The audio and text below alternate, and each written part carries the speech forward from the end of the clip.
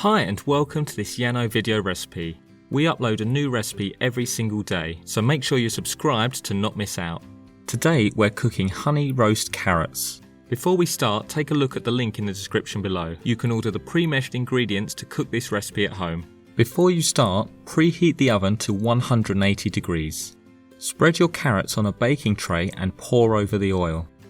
Give everything a good mix before drizzling the honey over the carrots. Season to taste with salt and pepper before putting the carrots in the oven. Roast the carrots for around 40 to 60 minutes when they should be soft and tender. These carrots will perfectly complement most meals. You'll find it hard not to eat them all.